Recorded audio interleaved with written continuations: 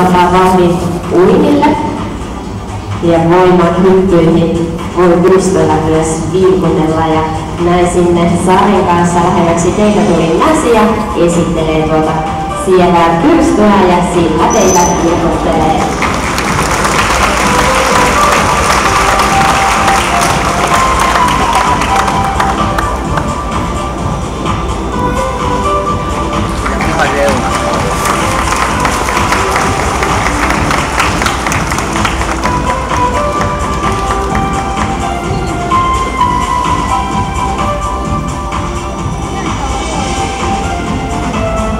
Ja erätykistä myöskään ei löydy muita on tuo selkäevä, joka on rustoa. Ja se toimii samalla lailla vilppiinellä kuin vedessä köli. Eli tuo selkäevä aina tasapainottaa tuota vilppiinin uintia.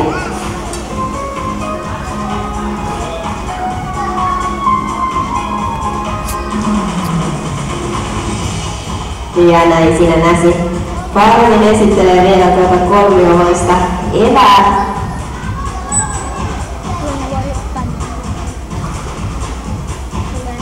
Ja näin siellä vielä varmistetaan, että kaikki saavat tuon vilkutuksen ja Näsi mahtaa viilukartinen aikaa vilkutella tuolla kauniilla pyrstöllään.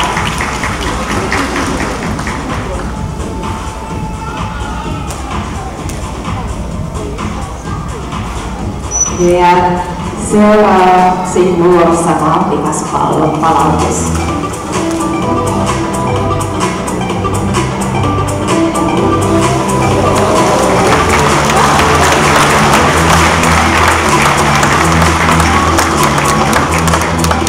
Ja näin palautettiin palloa ja sen jälkeen voidaan tutustua vilppiineiden kylkieliin, jotka täyttävät samankaltaiset luvut kuin meiltä ihmisiltä löytyy kädestä. Ja niillä on kätevä vilkutella.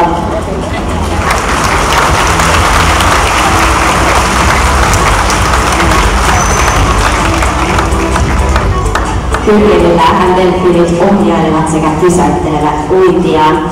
Kulkuotodelfiinin kaksijakoinen väritys toimii oivallisena suojavärityksenä delfiineiden saalistaessa kaloja tai paetessa omia luonnollisia vihollisia, joita ovat viekkavalaat ja hait. Ja väritys näkyy teille vielä paremmin, kun Näsi siellä pyörähtelee lasineditse.